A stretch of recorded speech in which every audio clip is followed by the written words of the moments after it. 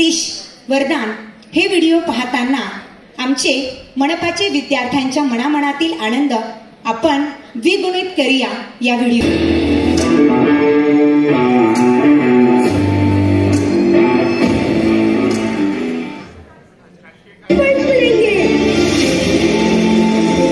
लेकिन एग्जाम में मार्क्स तो देखो, 14 आउट ऑफ 50। मेरी डायरी में रिमार्क भी लिखा है और क्लास में मुर्गा भी बनाया हूँ। वैज्ञानिक एवं विशिष्ट हिंदू संस्कृति के जन्मदाता आर्यावर्त अर्थात महान भारत की बातें सुने खुद उनकी। व्हॉट्सअपवर त्याचा एक व्हिडिओ रन होत आहे, त्याच्यामध्ये उठल्यानंतर तो त्याची खुर्ची सरळ करत आहे, तो त्याच्या सोंगट्या परत जागेवर ठेवत आहे। बघा, मीडियाने हे जे त्याच्यातला तो वर्तनातला तो जो बदल आहे तो अतिशय काय म्हणता येईल, त्यांनी तो कॅच केलेला आहे। शब्दों में और गर्व से कहें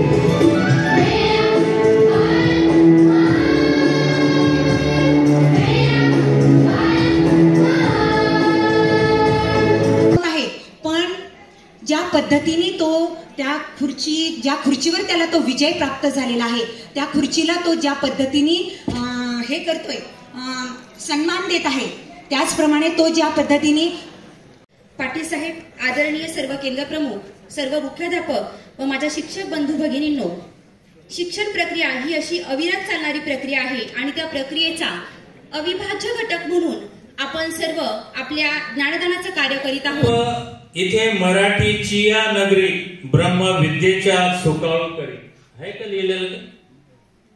लिहिलं नाही वाटतं, तुम्ही सोडून दिलं। असा ज्ञानेश्वर माऊलींनी संकल्प सोडला आणि त्याला धरून मांडलेली मग सर्व ज्ञानेश्वरी तुम्ही सगळ्यांनी बऱ्यापैकी वाचलेली असेल। ज्ञानेश्वरी असेल, अमृतानुभव असेल, चांगदेव 65 असेल, आणि आपल्यापर्यंत जी संतांची परंपरा पोहोचली ही मूळच्या संकल्पनातूनच आहे, संकल्पातूनच आहे। हे तुम्ही जर वाचलं तर तुमच्या लक्षात येईल। छत्रपती शिवाजी महाराजांनी वयाच्या 16व्या वर्षी हिंदवी स्वराज्य स्थापनेचा संकल्प सोडला होता आणि तो करून दाखवला त्याने पूर्ण। पुण्याच्या येरवडा तुरुंगामध्ये चाफेकर बंधूंना फाशीची शिक्षा घोषित झाली आणि आपल्या नाशिकच्या नगरीमध्ये भगूर नावाचं गाव आहे की नाही? भगूरला गेले की नाही तुम्ही? जरा जाऊन यायचं भगूरला, सहज असं थोडस आपल्याला वेगळ्या प्रकारची ऊर्जा येते तिथं भगूरला गेल्यानंतर। स्वातंत्र्यवीर विदा सावरकर हे रात्रभर झोपले नाही ही बातमी कळल्यानंतर, आणि 15 वर्ष आणि काही दिवस त्यांचं वय असेल, आता मला निश्चित ते आठवणार नाही, कुठंतरी वाचलंय। सकाळी आपल्या देवघराच्या समोर उभं राहून त्यांनी संकल्प सोडला की या देशाच्या, या मायभूमीच्या स्वातंत्र्यासाठी सशस्त्र क्रांतीचा केतू उभारून मारिता मारिता मरितो झुंजेन असा त्यांनी संकल्प सोडला होता। आणि आपल्या सर्वांना इतिहास माहिती आहे की स्वातंत्र्यवीर सावरकरांनी या देशासाठी काय केलेलं आहे। डॉक्टर बाबासाहेब आंबेडकरांनी संकल्प सोडला होता की या भारतीय समाजामध्ये जे इतर लोकांपेक्षा मागे राहिलेले आहेत त्यांच्यासाठी मी रात्रंदिवस अभ्यास करेन, त्यांच्यासाठी काम करेन। थोडासा छोटासा प्रसंग सांगतो। महात्मा गांधी आणि डॉक्टर बाबासाहेब आंबेडकर एका जागेवर विश्रांतीसाठी मुक्कामाला होते। महात्मा गांधी मध्येच 11, 11:30 वाजता उठले। डॉक्टर बाबासाहेब आंबेडकरांची जी रूम होती त्या रूम मध्ये एका खिडकीतून पाहिले डॉक्टर बाबासाहेब आंबेडकर एका दिव्याखाली वाचन आणि लेखन करत होते. महात्मा गांधी परत गेले, झोपले. पुन्हा 2-2:30 वाजता महात्मा गांधी उठले. डॉक्टर बाबासाहेब आंबेडकरांच्या रूम मध्ये डोकावून पाहिलं, तेव्हा सुद्धा बाबासाहेबांचं तेच कार्य सुरू होतं. पुन्हा 5 वाजता उठून पाहिलं तर तेच काम होतं. शेवटी महात्मा गांधींकडून राहवलं गेलं नाही. त्यांच्या रूम मध्ये त्यांनी प्रवेश केला आणि डॉक्टर बाबासाहेब आंबेडकरांना त्यांनी प्रश्न विचारला. मी मगाचपासून पाहतोय, जेव्हा जेव्हा जाग येते तेव्हा तेव्हा मी तुमच्या रूम मध्ये डोकावून पाहिलं, तुम्ही जागेच आहात.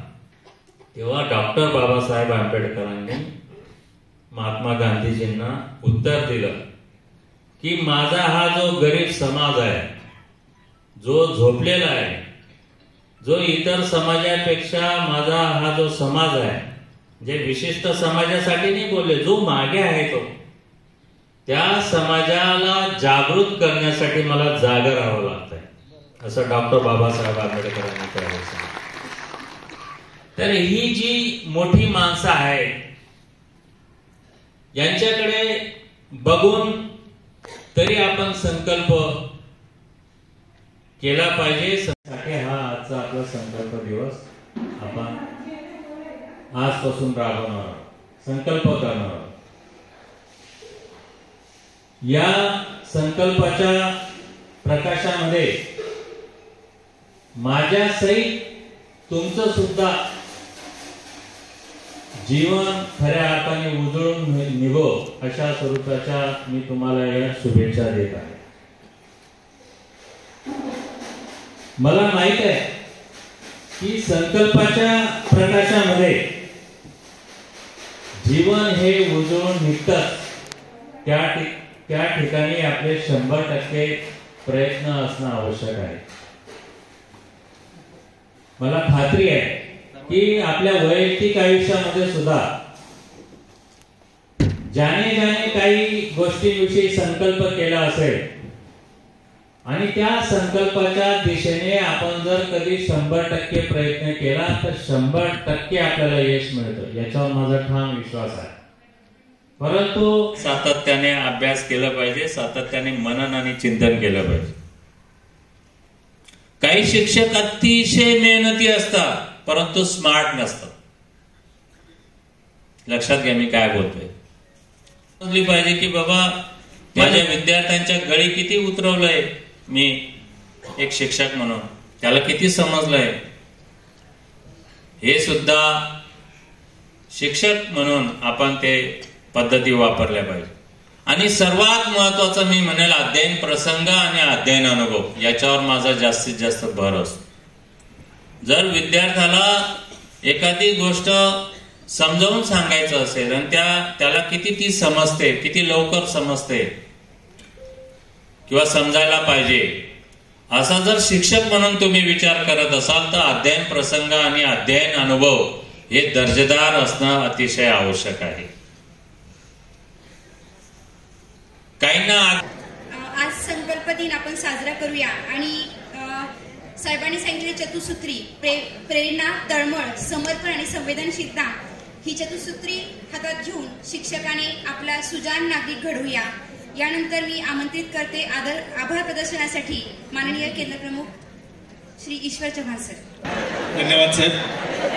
नाशिक महानगरपालिका शिक्षण विभागातील विद्यार्थ्यांना गुणात्मक आणि दर्जेदार शिक्षण कसं मिळावं याच्यासाठी सर्व सन्माननीय केंद्रप्रमुख, मुख्याध्यापक, शिक्षक बंधू भगिनी यांची आज या ठिकाणी सहविचार सभा घेऊन एक संकल्प माननीय साहेबांच्या सूचनेनुसार आपण सर्वजण करतो आहोत. त्यासाठी खास नाशिक महानगरपालिका शिक्षण विभागाचे आपले आदरणीय शिक्षणाधिकारी बी टी पाटील साहेब, सर्व केंद्रप्रमुख, मुख्याध्यापक, शिक्षक बंधू भगिनी या ठिकाणी उपस्थित राहिले. या संकल्प दिवसामध्ये आपण अतिशय उत्साहाने सहभाग नोंदवला त्याबद्दल नाशिक महानगरपालिका शिक्षण विभागाच्या वतीने आपल्या सर्वांचा मी मनपूर्वक आभार व्यक्त करतो. धन्यवाद. Thank you so much.